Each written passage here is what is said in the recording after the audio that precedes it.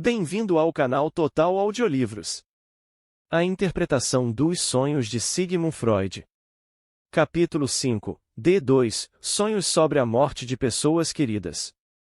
Outro grupo de sonhos que podem ser qualificados de típicos são os que contêm a morte de um parente amado, por exemplo, de um dos pais, de um irmão ou irmã ou de um filho. Duas classes desses sonhos devem ser distinguidas de imediato, e aqueles em que o sonhador não é afetado pela tristeza e, ao acordar, fica atônito ante sua falta de sentimentos, e aqueles em que o sonhador fica profundamente abalado com essa morte e pode até chorar amargamente durante o sono. Não precisamos examinar os sonhos da primeira dessas classes, pois não há justificativa para que eles sejam considerados atípicos. Se os analisarmos, veremos que têm um sentido diverso do sentido aparente que se destinam a ocultar algum outro desejo. Assim foi o sonho da tia que viu o único filho da irmã deitado em seu caixão. Aquilo não significava que ela desejasse ver o sobrinhozinho morto, como vimos, ocultava meramente o desejo de ver uma determinada pessoa que ela um dia encontrara, depois de um intervalo similarmente longo, junto ao caixão de um outro sobrinho. Esse desejo, que foi o verdadeiro conteúdo do sonho, não dava margem à tristeza e, por conseguinte, nenhuma tristeza foi sentida no sonho. Convém notar que o afeto vivenciado no sonho pertence a seu conteúdo latente, e não ao conteúdo manifesto, e que o conteúdo afetivo do sonho permaneceu intocado pela distorção que se apoderou de seu conteúdo de representações. Muito diferentes são os sonhos da outra classe, aqueles em que o sonhador imagina a morte de um ente querido e fica, ao mesmo tempo, dolorosamente afetado. O sentido desses sonhos, como indica seu conteúdo, é um desejo de que a pessoa em questão venha a morrer.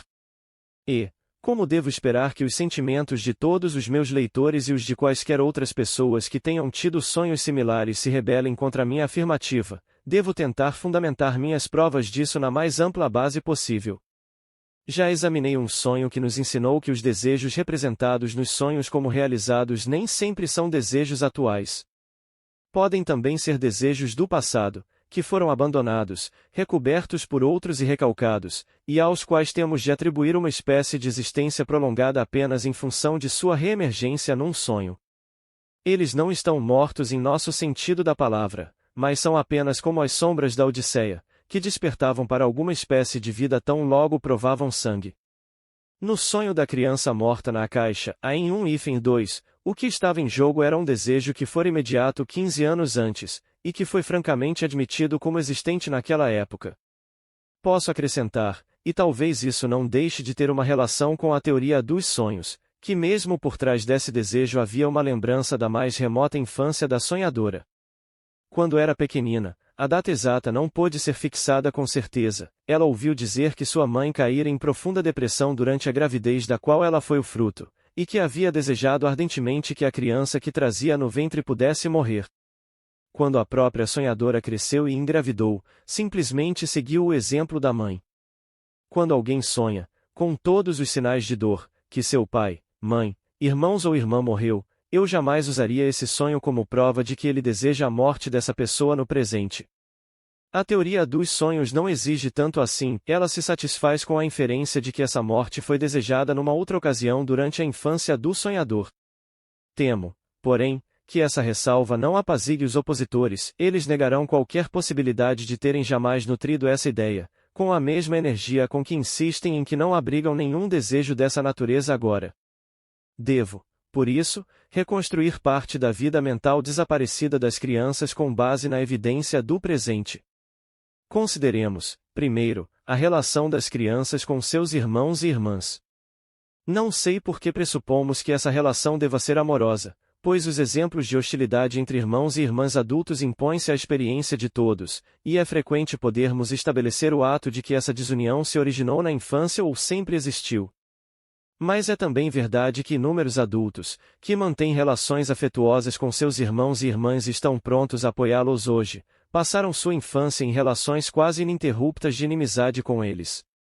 O filho mais velho maltrata o mais novo, fala mal dele e rouba-lhe os brinquedos, ao passo que o mais novo se consome num ódio impotente contra o mais velho, a quem inveja e teme, ou enfrenta seu opressor com os primeiros sinais do amor à liberdade e com um senso de justiça. Seus pais queixam-se de que as crianças não se dão bem, mas não conseguem descobrir por quê. É fácil perceber que o caráter até mesmo de uma criança boa não é o que desejaríamos encontrar num adulto. As crianças são completamente egoístas, sentem suas necessidades intensamente e lutam de maneira impiedosa para satisfazê-las, especialmente contra os rivais, outras crianças, e, acima de qualquer outra coisa, contra seus irmãos e irmãs. Mas nem por isso chamamos uma criança de má, a chamamo-la de elevada, a ela é mais responsável por seus malfeitos em nosso julgamento do que ante os olhos da lei. E é certo que seja assim, pois podemos esperar que, antes do fim do período que consideramos como infância, os impulsos altruístas e a moralidade despertem no pequenino egoísta e, para usar os termos de Maynard, por exemplo, 1892, em um ego secundário se superpõe ao primário e o iniba. É verdade, sem dúvida, que a moral não se instala simultaneamente ao longo de todo o processo e que a extensão da infância à moral varia nos diferentes indivíduos. Quando essa moral deixa de se desenvolver, gostamos de falar em a degeneração, embora estejamos de fato diante de uma inibição do desenvolvimento. Depois de já ter sido recoberto pelo desenvolvimento posterior, o caráter primário pode ainda ser exposto, pelo menos em parte, nos casos de doença histérica. Há uma semelhança realmente impressionante entre o que se conhece como caráter histérico e o caráter de uma criança levada. A neurose obsessiva, ao contrário, corresponde a uma supermoralidade imposta como um peso de reforço aos primeiros sinais do caráter primário. Muitas pessoas, portanto, que amam seus irmãos e irmãs e se sentiriam desoladas se eles morressem, abrigam desejos maléficos contra eles em seu inconsciente, datando de épocas anteriores, e estes são passíveis de se realizarem nos sonhos. É de particular interesse, contudo, observar o comportamento das criancinhas de até 2 ou 3 anos, ou um pouco mais velhas, para com seus irmãos e irmãs menores. Havia, por exemplo, o caso de uma criança que até então fora filha única, e eis que lhe dizem que a cegonha trouxe um novo bebê. Ela examina o recém-chegado de alto a baixo e declara decisivamente: a cegonha pode levar ele embora de novo. Sou seriamente de opinião que uma criança é capaz de fazer uma estimativa justa dos contratempos que terá de esperar nas mãos do pequeno estranho. Uma senhora conhecida minha, que hoje se dá muito bem com uma irmã 4 anos mais nova, contou-me que recebeu a notícia da chegada desta com a seguinte ressalva: mas mesmo assim não vou dar a ela minha boina vermelha. Mesmo que só mais tarde a criança venha a compreender a situação, sua hostilidade datará desse momento. Sei de um caso em que uma menininha de menos de 3 anos tentou estrangular um bebê em seu berço por achar que sua presença contínua não lhe fazia bem. As crianças nessa época da vida são capazes de ciúmes com diversos graus de intensidade e evidência. Do mesmo modo, na eventualidade de a irmãzinha de fato desaparecer após algum tempo, a criança mais velha verá toda a afeição da casa novamente concentrada nela. Se, depois disso, a cegonha trouxer mais um outro bebê, é bastante lógico que o pequeno favorito alimente o desejo de que seu novo competidor tenha o mesmo destino do primeiro, para que ele próprio possa ser tão feliz quanto era originalmente durante o intervalo. Normalmente, é claro, é essa atitude de uma criança para com o indefeso recém-nascido. Os sentimentos hostis para com os irmãos e irmãs devem ser muito mais frequentes na infância do que é capaz de perceber o olhar distraído do observador adulto. No caso de meus próprios filhos, que surgiram uns aos outros em rápida sucessão, perdi a oportunidade de fazer esse tipo de observações, mas estou agora compensando essa negligência através da observação de um sobrinhozinho cuja dominação autocrática foi abalada, após uma duração de 15 meses, pelo aparecimento de um rival. É verdade que estou informado de que o rapazinho se comporta da maneira mais cavalheiresca para com sua irmãzinha, de que beija sua mão e a afaga, mas pude convencer-me de que, antes mesmo do final de seu 2º ano, ele se valeu de seus poderes de fala para criticar alguém a quem não podia deixar de considerar supérfluo. Sempre que a conversa se voltava para ela, ele costumava intervir e exclamar com petulância: muito F a cota, muito F a cota. Durante os últimos meses, o crescimento da neném fez progressos suficientes para colocá-la fora do alcance desse motivo específico de desprezo, e o garotinho encontrou outra base para sua afirmação de que ela não merece tanta atenção assim, que em todas as ocasiões propícias, ele chama atenção para o fato de que ela não tem dentes. Todos nos lembramos de como a filha mais velha de outra irmã minha, que era então uma menina de 6 anos, passou meia hora insistindo junto a cada uma de suas tias, sucessivamente, para que concordassem com ela, e Lucy ainda não entende isso, não é? Ficava a perguntar. Lucy era sua rival, 2 anos e meio mais nova do que ela. Em nenhuma de minhas pacientes, para citar um exemplo, deixei de esbarrar nesse sonho com a morte de um irmão ou de uma irmã, correspondendo a um aumento da hostilidade. Só encontrei uma única exceção, e foi fácil interpretá-la como uma confirmação da regra. Numa ocasião, durante uma sessão analítica, explicava esse assunto a uma senhora, já que, em vista de seu sintoma, a discussão do tema me parecia relevante. Para meu assombro, ela respondeu nunca ter tido um desses sonhos. Entretanto, ocorreu-lhe outro sonho que, aparentemente, não tinha nenhuma relação com o assunto, um sonho que ela tivera a primeira vez quando estava com 4 anos e era ainda a caçula da família, e que havia sonhado repetidamente desde então, e uma multidão de crianças, todas suas irmãs e irmãos, e primos de ambos os sexos, brincava ruidosamente num campo. De repente, todas criaram asas, voaram para longe e desapareceram. Ela não tinha nenhuma ideia do sentido desse sonho, mas não é difícil reconhecer que, em sua forma original, ele fora um sonho sobre a morte de todos os seus irmãos e irmãs, e só fora ligeiramente influenciado pela censura. Posso ousar sugerir a seguinte análise. Por ocasião da morte de um membro dessa multidão de crianças, nesse exemplo, os filhos de 2 irmãos tinham sido criados juntos como uma só família. A sonhadora, que ainda não completará 4 anos na época, deve ter perguntado a algum adulto sensato o que acontecia com as crianças quando elas morriam. A resposta deve ter sido: elas criam asas e viram anjinhos. No sonho que se seguiu a essa informação, todos os irmãos e irmãs da sonhadora tinham asas como pequenos anjos, e é este o ponto principal: voavam para longe. Nossa pequena Antiacida ficou só, por mais estranho que isso parecesse, e a única sobrevivente do grupo inteiro. É improvável que estejamos errados em supor que o fato de as crianças brincarem ruidosamente num campo antes de voarem para longe aponta para as borboletas. É como se a menina tivesse sido levada, pela mesma cadeia de ideias dos povos da antiguidade, a imaginar a alma com asas de borboleta. Neste ponto, alguém talvez interrompa, e admitindo-se que as crianças tenham impulsos hostis em relação a seus irmãos e irmãs, como pode a mente de uma criança chegar a tal extremo de depravação, a ponto de desejar a morte de seus rivais ou de coleguinhas mais fortes do que ela, como se a pena de morte fosse a única punição para todos os crimes? Quem quer que fale assim terá deixado de levar em conta que a ideia infantil de estar morto há pouco tem em comum com a nossa, a não ser por essa palavra. As crianças nada sabem dos horrores da decomposição que as pessoas adultas acham tão difícil de tolerar, como é provado por todos os mitos de uma vida futura.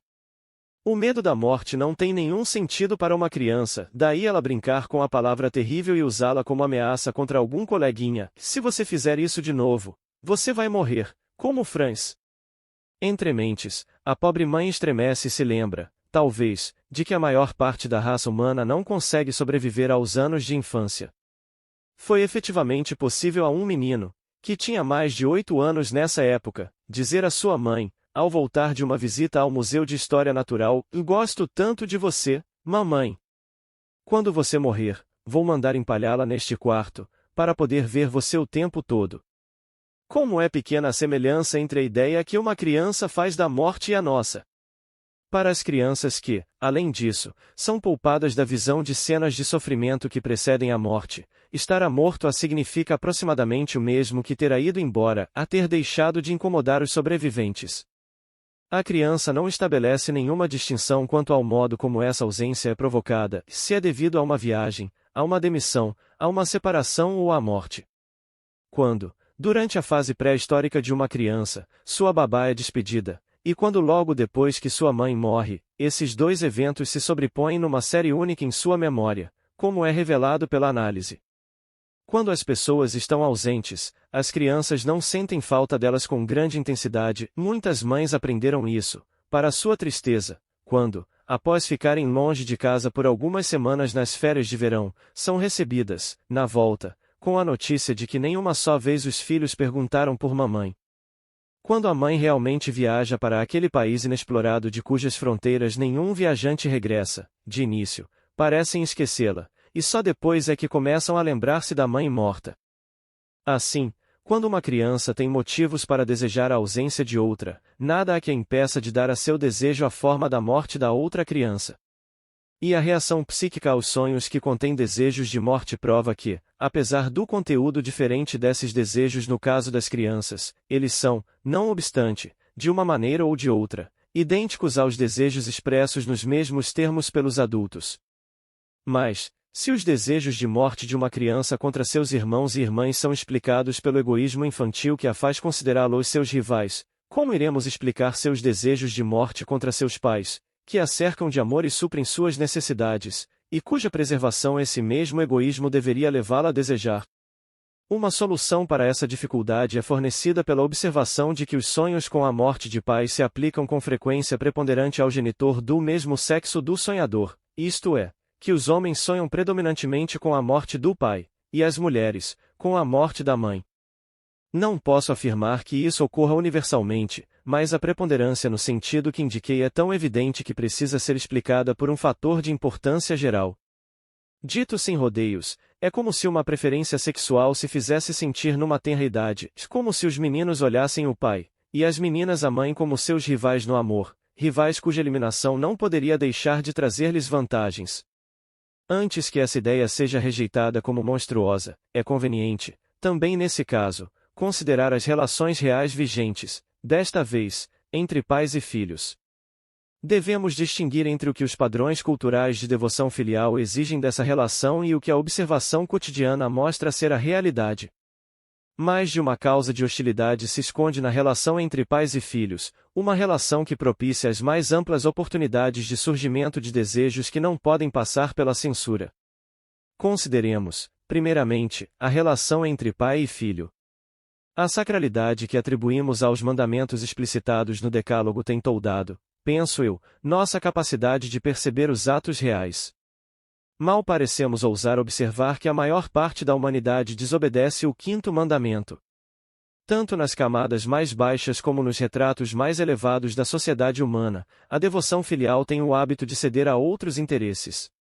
As obscuras informações que nos são trazidas pela mitologia e pelas lendas das eras primitivas da sociedade humana fornecem-nos uma imagem desagradável do poder despótico do pai e da crueldade com que ele o usava.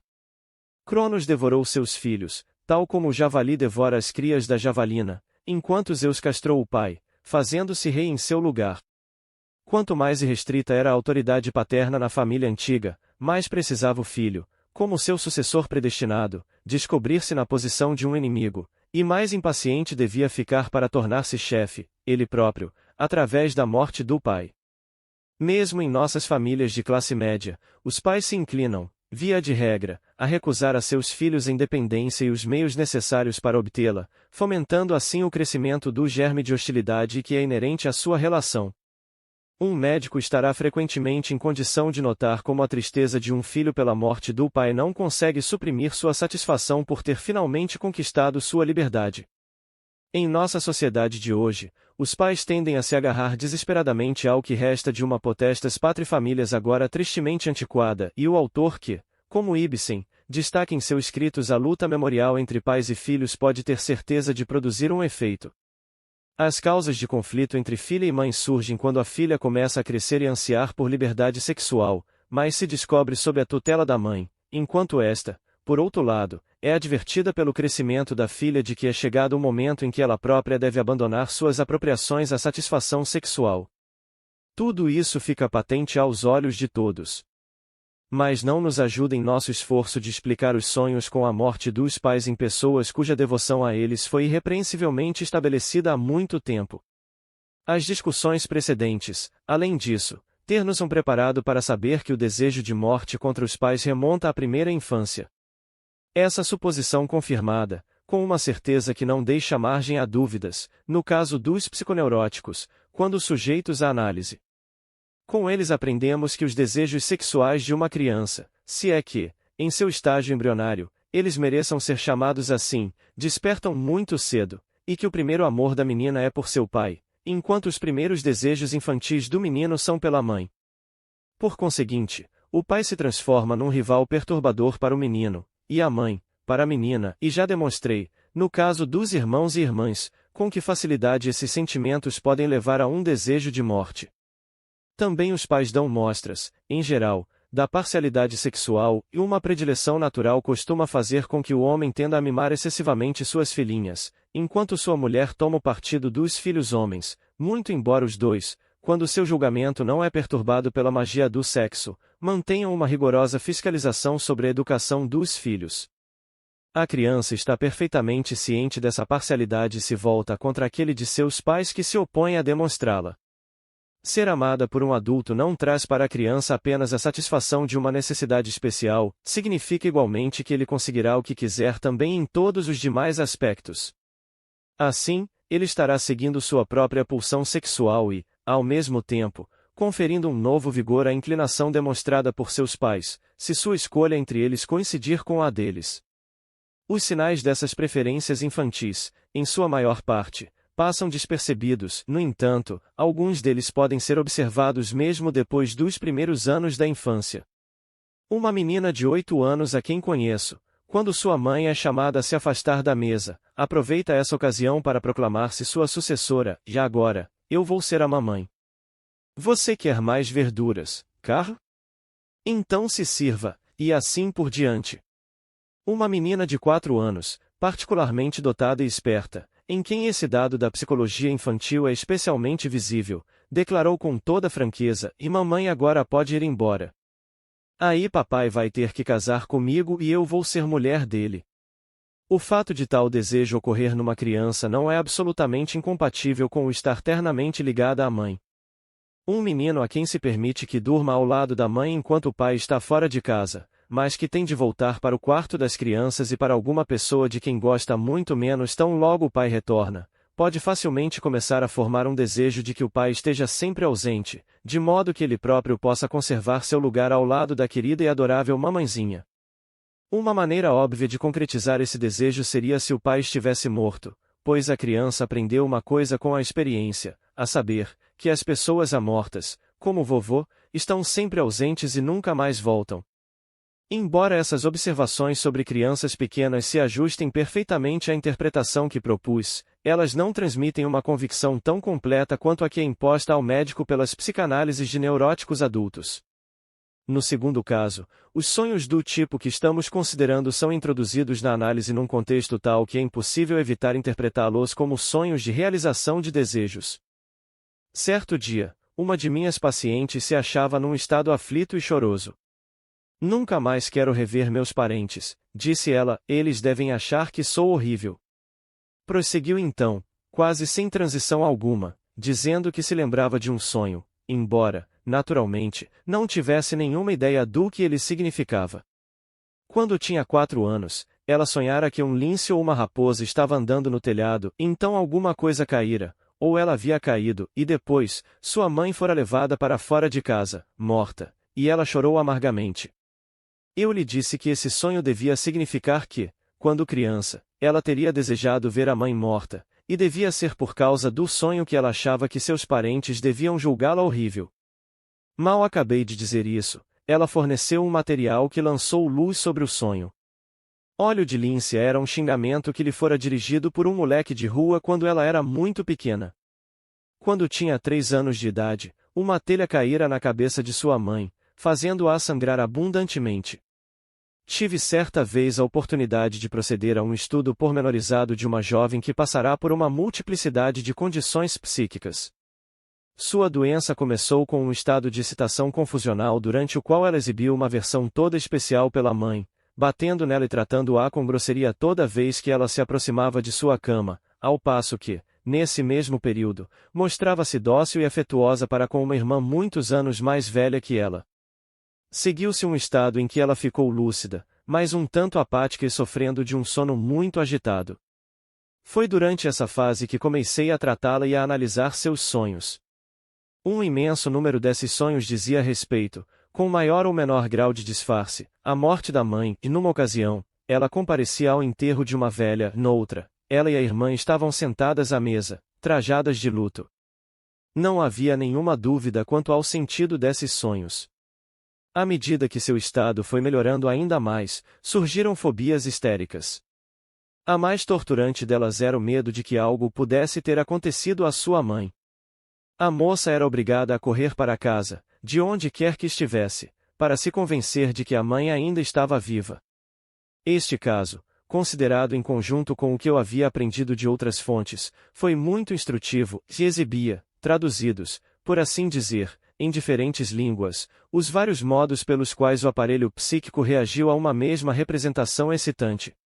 No estado confusional, no qual, segundo creio, a segunda instância psíquica foi dominada pela primeira, que é normalmente suprimida, sua hostilidade inconsciente para com a mãe encontrou uma poderosa expressão motora. Quando se instalou o estado mais calmo, reprimida a rebelião e reestabelecido o domínio da censura, a única região acessível em que sua hostilidade poderia realizar o desejo da morte da mãe era a região do sonho. Quando um estado normal se estabeleceu ainda mais firmemente, levou à confirmação de sua preocupação exagerada com a mãe, como uma contrarreação histérica e um fenômeno defensivo. Em vista disso, já não é difícil compreender por que as moças histéricas são tantas vezes apegadas às suas mães com um afeto tão exagerado. Numa outra ocasião, tive oportunidade de aceder a uma compreensão profunda da mente inconsciente de um rapaz cuja vida se tornará quase impossível em virtude de uma neurose obsessiva. Ele estava impossibilitado de sair à rua porque era torturado pelo medo de matar toda pessoa que encontrasse. Passava seus dias preparando um álibi para a eventualidade de ser acusado de um dos assassinatos cometidos na cidade. Desnecessário acrescentar que era um homem de moral e educação igualmente elevadas. A análise, que, aliás, o levou a recuperar-se, mostrou que a base dessa torturante obsessão era um impulso de assassinar seu pai extremamente severo.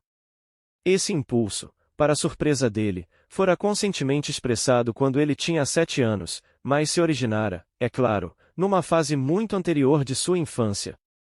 Após a penosa doença e a morte do pai, surgiram no paciente as autorrecriminações obsessivas. Ele contava então 31 anos, tomando a forma de uma fobia transferida para estranhos. Não se podia confiar, achava ele, em que uma pessoa capaz de querer empurrar o próprio pai para o precipício, do alto de uma montanha, fosse respeitar as vidas daqueles com quem tivesse uma relação menos estreita. Ele tinha toda a razão de se fechar em seu quarto. Em minha experiência, que já é extensa, o papel principal na vida mental de todas as crianças que depois se tornam psiconeuróticas é desempenhado por seus pais. Apaixonar-se por um dos pais e odiar o outro figuram entre os componentes essenciais do acervo de impulsos psíquicos que se formam nessa época e que é tão importante na determinação dos sintomas da neurose posterior. Não é minha crença, todavia, que os psiconeuróticos difiram acentuadamente, nesse aspectos, dos outros seres humanos que permanecem normais, isto é, que eles sejam capazes de criar algo absolutamente novo e peculiar a eles próprios. É muito mais provável, e isto é confirmado por observações ocasionais de crianças normais, que eles se diferenciem apenas por exibirem, numa escala ampliada, sentimentos de amor e ódio pelos pais, os quais ocorrem de maneira menos óbvia e intensa nas mentes da maioria das crianças. Essa descoberta é confirmada por uma lenda da antiguidade clássica que chegou até nós, e uma lenda cujo poder profundo e universal de comover só pode ser compreendido se a hipótese que propus com respeito à psicologia infantil tiver validade igualmente universal. O que tenho em mente é a lenda do rei Édipo e a tragédia de Sófocles que traz o seu nome. Édipo, filho de Laio, rei de Tebas, e de Jocasta, foi enjeitado quando criança porque um oráculo advertira Laio de que a criança ainda por nascer seria o assassino de seu pai. A criança foi salva e cresceu como príncipe numa corte estrangeira, até que, em dúvida quanto à sua origem, também ele interrogou o oráculo e foi alertado para evitar sua cidade, já que estava predestinado a assassinar seu pai e receber sua mãe em casamento. Na estrada que o levava para longe do local que ele acreditara ser seu lar, encontrou-se com o rei Laio e o matou numa súbita rixa. Em seguida dirigiu-se a Tebas e decifrou o enigma apresentado pela esfinge que lhe barrava o caminho. Por gratidão, os tebanos fizeram no rei e lhe deram a mão de Jocasta em casamento. Ele reinou por muito tempo com paz e honra, e aquela que, sem que ele o soubesse, era sua mãe, deu-lhe 2 filhos e 2 filhas. Por fim, então, irrompeu uma peste e os tebanos mais uma vez consultaram o oráculo. É nesse ponto que se inicia a tragédia de Sófocles. Os mensageiros trazem de volta a resposta de que a peste cessará quando o assassino de Laio tiver sido expulso do país. Mas ele, onde está ele? Onde se há de ler agora? O desbotado registro dessa culpa de outrora? A ação da peça não consiste em nada além do processo de revelação, com engenhosos adiamentos e sensação sempre crescente, um processo que pode ser comparado ao trabalho de uma psicanálise, de que o próprio Édipo é o assassino de Laio, mas também de que é o filho do homem assassinado e de Jocasta. Estarrecido ante o ato abominável que inadvertidamente perpetrara, Édipo cega a si próprio e abandona o lar. A predição do oráculo fora cumprida. O Oedipus Rex é o que se conhece como uma tragédia do destino. Disse que seu efeito trágico reside no contraste entre a suprema vontade dos deuses e as vãs tentativas da humanidade de escapar ao mal que a ameaça. A lição que, segundo se afirma, o espectador profundamente comovido deve extrair da tragédia é a submissão à vontade divina e o reconhecimento de sua própria impotência. Os dramaturgos modernos, por conseguinte, tentaram alcançar um efeito trágico semelhante, tecendo o mesmo contraste no enredo inventado por eles mesmos. Mas os espectadores ficaram a contemplar, impassíveis, enquanto uma praga ou um vaticínio oracular se realizava apesar de todos os esforços de algum homem inocente, e as tragédias do destino posteriores falharam em seu efeito. Se o Oedipus Rex comove tanto uma plateia moderna quanto fazia com a plateia grega da época, a explicação só pode ser que seu efeito não está no contraste entre o destino e a vontade humana, mas deve ser procurado na natureza específica do material com que esse contraste é exemplificado.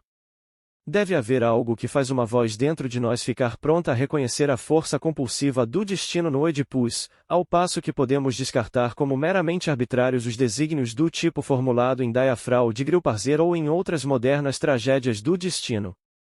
E há realmente um fator dessa natureza envolvido na história do rei Édipo.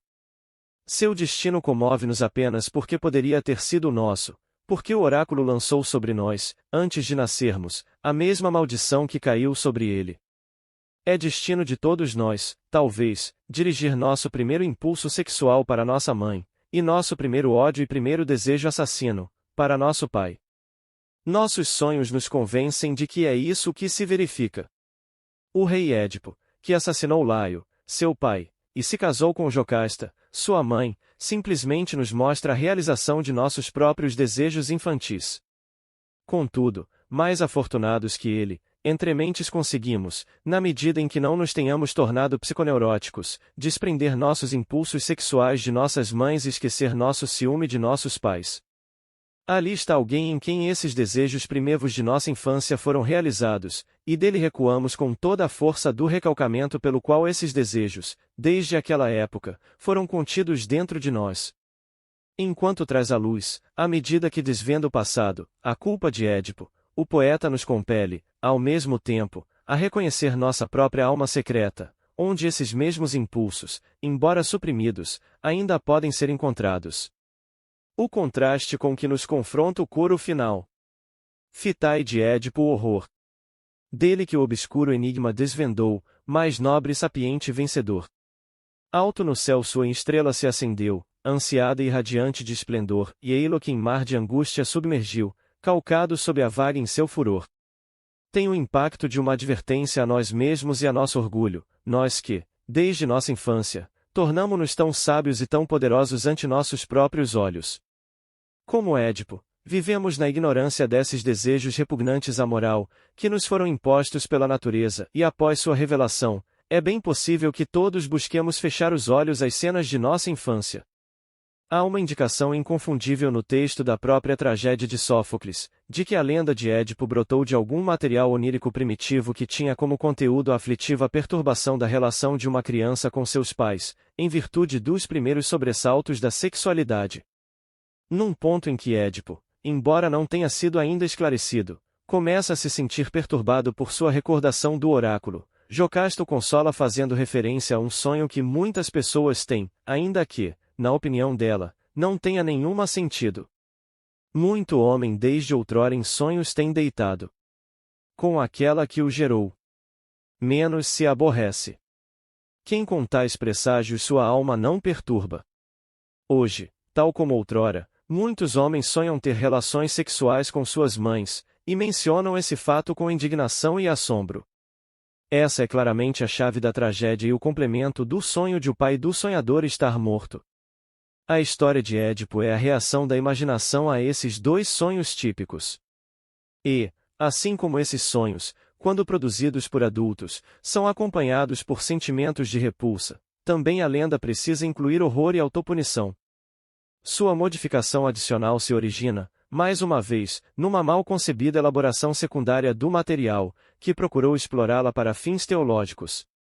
Confira o material onírico dos sonhos de exibição. Em a tentativa de harmonizar a onipotência divina com a responsabilidade humana deve, naturalmente, falhar em relação a esse tema, tal como em relação a qualquer outro. Outra das grandes criações da poesia trágica, o Hamlet de Shakespeare, tem suas raízes no mesmo solo que o Oedipus Rex. Mas o tratamento modificado do mesmo material revela toda a diferença na vida mental dessas duas épocas, bastante separadas, da civilização e o avanço secular do recalcamento na vida emocional da espécie humana. No Oedipus, a fantasia infantil imaginária que subjaz ao texto é abertamente exposta e realizada, como seria num sonho. Em Hamlet ela permanece recalcada e, tal como no caso de uma neurose, só ficamos cientes de sua existência através de suas consequências inibidoras. Estranhamente, o efeito esmagador produzido por essa tragédia mais moderna revelou-se compatível com o fato de as pessoas permanecerem em completa ignorância quanto ao caráter do herói. A peça se alicerça nas hesitações de Hamlet em cumprir a tarefa de vingança que lhe é atribuída, mas seu texto não oferece nenhuma razão ou motivo para essas hesitações, e uma imensa variedade de tentativas de interpretá-las falhou na obtenção de qualquer resultado. Segundo a visão que se originou em Goethe e é ainda hoje predominante, Hamlet representa o tipo de homem cujo poder de ação direta é paralisado por um desenvolvimento excessivo do intelecto. Ele está amarelecido, com a palidez do pensamento a ponto. Segundo outra visão, o dramaturgo tentou retratar um caráter patologicamente indeciso, que poderia ser classificado de neurastênico. O enredo do drama nos mostra, contudo, que Hamlet está longe de ser representado como uma pessoa incapaz de adotar qualquer atitude. Vemo-lo fazer isso em duas ocasiões, e primeiro, num súbito rompante de cólera, quando trespassa com a espada o curioso que escuta a conversa por trás da tapeçaria, e em segundo lugar, de maneira premeditada e até ardilosa, quando, com toda a insensibilidade de um príncipe da Renascença, envia os dois cortesãos à morte que fora planejada para ele mesmo. O que é, então, que o impede de cumprir a tarefa imposta pelo fantasma do pai? A resposta, mais uma vez, está na natureza peculiar da tarefa.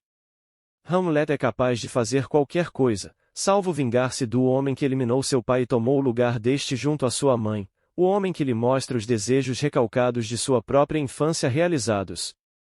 Desse modo, o ódio que deveria impeli-lo à vingança é nele substituído por autorrecriminações, por escrúpulos de consciência que o fazem lembrar que ele próprio, literalmente, não é melhor do que o pecador a quem deve punir. Aqui traduzi em termos conscientes o que se destinava a permanecer inconsciente na mente de Hamlet, e, se alguém se inclinar a chamá-lo de histérico, só poderei aceitar esse fato como algo que está implícito em minha interpretação. A aversão pela sexualidade expressa por Hamlet em sua conversa com Ofélia ajusta-se muito bem a isto, e a mesma aversão que iria apossar-se da mente do poeta em escala cada vez maior durante os anos que se seguiram, e que alcançou sua expressão máxima em Timon de Atenas. Pois, naturalmente, só pode ser a própria mente do poeta que nos confronta em Hamlet. Observo num livro sobre Shakespeare, de George Brandes, 1896, uma declaração de que Hamlet foi escrito logo após a morte do pai de Shakespeare, em 1601, isto é, sob o impacto imediato de sua perda e, como bem podemos presumir, enquanto seus sentimentos infantis sobre o pai tinham sido recentemente revividos. Sabe-se também que o próprio filho de Shakespeare, que morreu em tenra idade, trazia o nome de Aamne, que é idêntico a Hamlet. Assim como Hamlet versa sobre a relação entre um filho e seus pais, Macbeth, escrito aproximadamente no mesmo período, aborda o tema da falta de filhos. Entretanto, assim como todos os sintomas neuróticos, e no que tange a esse aspecto, todos os sonhos são passíveis de ser superinterpretados, e na verdade precisam sê-lo, se pretendermos compreendê-los na íntegra. Também todos os textos genuinamente criativos são o produto de mais de um motivo único e mais de um único impulso na mente do poeta, e são passíveis de mais de uma interpretação. No que escrevi, tentei apenas interpretar a camada mais profunda dos impulsos anímicos do escritor criativo. Não posso abandonar o tema dos sonhos típicos sobre a morte de parentes queridos sem acrescentar mais algumas palavras, para lançar luz sobre sua importância para a teoria dos sonhos em geral. Nesses sonhos, encontramos realizada a situação extremamente incomum de um pensamento onírico formado por um desejo recalcado que foge inteiramente à censura e passa para o sonho sem modificação. Deve haver fatores especiais em ação para possibilitar esse fato, e creio que a ocorrência desses sonhos é facilitada por dois desses fatores. Em primeiro lugar, nenhum desejo parece mais distante de nós do que este, não poderíamos nem sonhar, assim acreditamos, em desejar uma coisa dessas. Por essa razão, a censura do sonho não está armada para enfrentar tal monstruosidade, da mesma forma que o Código Penal de Solon não continha nenhuma punição para o parricídio. Em segundo lugar, nesse caso o desejo recalcado e insuspeitado coincide parcialmente, com extrema frequência, com um resíduo do dia anterior sob a forma de uma preocupação com a segurança da pessoa em questão. Essa preocupação só consegue penetrar no sonho valendo-se do desejo correspondente, enquanto o desejo pode disfarçar-se por trás da preocupação que se tornou ativa durante o dia. Podemos inclinar-nos a pensar que as coisas são mais simples do que isso e que o sujeito simplesmente dá continuidade, durante a noite nos sonhos, aquilo que esteve revolvendo na mente durante o dia. Nesse caso, porém, estaremos deixando os sonhos da morte de pessoas que são caras ao sonhador inteiramente no ar e sem qualquer ligação com nossa explicação dos sonhos em geral, e assim nos estaremos apegando, sem nenhuma necessidade, a um enigma perfeitamente passível de solução. É também instrutivo considerar a relação desses sonhos com os sonhos de angústia. Nos sonhos que vimos examinando, um desejo recalcado encontrou um meio de fugir à censura, e à distorção que a censura implica. O resultado invariável disso é que se experimentam sentimentos dolorosos no sonho. Da mesma forma, os sonhos de angústia só ocorrem quando a censura é total ou parcialmente subjugada e, por outro lado, a subjugação da censura é facilitada nos casos em que a angústia já foi produzida como uma sensação imediata decorrente de fontes somáticas. Podemos ver claramente a finalidade para a qual a censura exerce sua função e promove a distorção dos sonhos, que ela o faz para impedir a produção de angústia ou de outras formas de afeto aflitivo.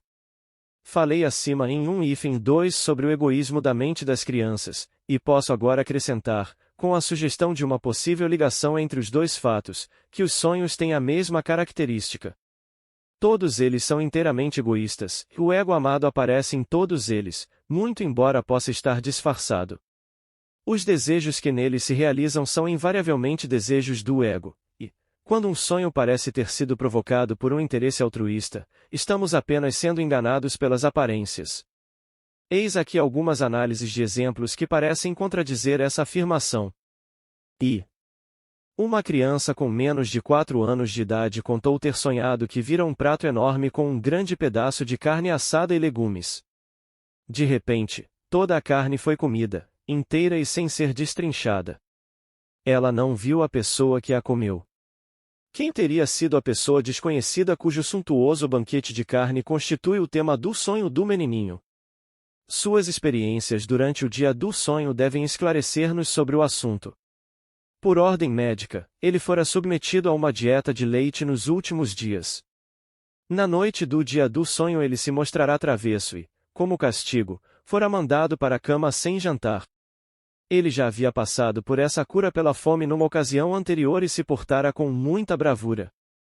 Sabia que não conseguiria nada, mas não se permitia demonstrar, nem mesmo por uma única palavra, que estava com fome. A educação já começara a surtir efeito nele, que encontrou expressão em seu sonho, que exibe o início da distorção onírica. Não há nenhuma dúvida de que a pessoa cujos desejos eram visados nessa generosa refeição, de carne, ainda por cima, era ele próprio. Mas, como sabia que isso não lhe era permitido, ele não se aventurou a sentar-se pessoalmente para desfrutar a refeição, como fazem as crianças famintas nos sonhos. Confira, o sonho de minha filhinha Ana com os morangos, em 1-2. A pessoa que se serviu da refeição permaneceu no anonimato. Segunda. Sonhei, certa noite, que via na vitrina de uma livraria um novo volume de uma das séries de monografias para conhecedores que têm o hábito de comprar, monografias sobre grandes artistas, sobre história mundial, sobre cidades famosas, etc. A nova série era intitulada Oradores Famosos ou a Discursos, e seu primeiro volume trazia o nome do Dr. Lasher. Quando vim a analisar isso, pareceu-me improvável que devesse preocupar-me, em meus sonhos, com a fama do Dr. Lasher, o orador ininterrupto do grupo dos obstrucionistas do Partido Nacionalista Alemão no parlamento. O caso foi que, alguns dias antes, eu recebera alguns pacientes novos para tratamento psicológico, e agora estava obrigado a falar durante 10 ou 12 horas todos os dias. Assim, eu próprio é que era o orador ininterrupto. Terceira.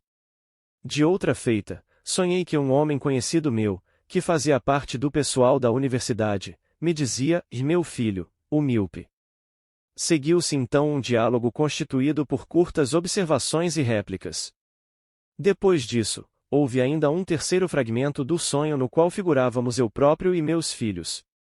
No que dizia respeito ao conteúdo latente do sonho, o professor M e seu filho eram testas de ferro, um mero anteparo para encobrir a mim e a meu filho mais velho. Terei de voltar a este sonho mais adiante, em virtude de outra de suas características. Quarta. O sonho que se segue constitui outro exemplo de sentimentos egoístas realmente baixos, ocultos por trás de uma preocupação afetiva. Meu amigo Otto parecia doente. Seu rosto estava marrom e ele tinha olhos esbugalhados. Otto é meu médico de família, e devo-lhe mais do que tenho esperança de algum dia poder retribuir. Ele tem cuidado da saúde de meus filhos há muitos anos, tem tratado deles com êxito quando adoecem e, além disso, sempre que as circunstâncias lhe dão uma desculpa, tem-lhes dado presentes. Ele nos visitará no dia do sonho, e minha mulher havia comentado que ele parecia fatigado e tenso. Naquela noite, tive meu sonho, que apresentou com alguns dos sinais da doença de Basedov de graves. Quem quer que interprete este sonho sem considerar minhas normas concluirá que eu estava preocupado com a saúde de meu amigo e que essa preocupação foi concretizada no sonho. Isso não apenas contradiria minha afirmação de que os sonhos são realizações de desejos, como também minha outra afirmação de que eles só são acessíveis a impulsos egoístas. Mas eu gostaria que alguém que interpretasse o sonho dessa forma tivesse a bondade de me explicar por que meus temores por Otto levaram à doença de Basedov, um diagnóstico para o qual sua aparência real não dá o menor fundamento. Minha análise, por outro lado, trouxe à tona o seguinte material, oriundo de uma ocorrência de 6 anos antes.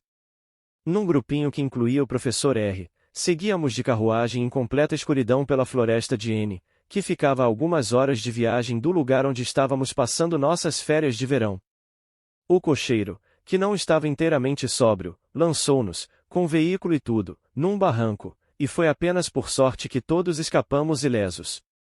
Fomos obrigados, contudo, a passar a noite numa estalagem vizinha, onde a notícia do acidente nos trouxe grande dose de solidariedade. Um cavalheiro com sinais inconfundíveis da doença de Basedov, aliás, exatamente como no sonho, apenas com a descoloração castanha da pele do rosto e os olhos esbugalhados, mas sem bócio, colocou-se à nossa inteira disposição e perguntou o que poderia fazer por nós. O professor Rua respondeu, à sua maneira incisiva, e nada, a não ser me emprestar um camisolão de dormir. Ao que o gentil cavalheiro retrucou, e lamento, mas não posso fazer isso, e deixou o aposento. À medida que continuei com minha análise, ocorreu-me que Basedov era não só o nome de um médico, mas também o de um famoso educador. Em meu estado de vigília eu já não me sentia tão seguro disso. Mas meu amigo Otto era a pessoa a quem eu pedirá que cuidasse da educação física de meus filhos, especialmente na época da puberdade, daí o camisolão de dormir, caso alguma coisa me acontecesse. Ao atribuir a meu amigo Otto, no sonho, os sintomas de nosso nobre auxiliador, eu estava evidentemente dizendo que, se alguma coisa me acontecesse, ele faria tão pouco pelas crianças quanto o barão L fizera naquela ocasião, apesar de suas amáveis ofertas de assistência. Isso parece ser prova suficiente do substrato egoísta do sonho. Mas onde encontrar sua realização de desejo? Não em eu me vingar de meu amigo Otto, cujo destino parece ser o de sofrer maus-tratos em meus sonhos, mas na consideração seguinte. Ao mesmo tempo que, no sonho, representei Otto como o Barão L, identifiquei-me com outra pessoa, a saber, o professor R, pois, assim como na história, Rua fizera um pedido ao Barão L, eu também fizera um pedido a Otto. E esta é a questão. O professor R, com quem eu realmente não me arriscaria a me comparar à maneira comum, assemelhava-se a mim no sentido de ter seguido um rumo independente fora do mundo acadêmico, e só obtivera seu merecido título na velhice. Assim, mais uma vez, eu estava querendo ser professor. De fato, as próprias palavras na velhice eram uma realização de desejo, pois implicavam que eu viveria o bastante para ver meus filhos atravessarem a época da puberdade. Obrigado por visitar o canal Total Audiolivros.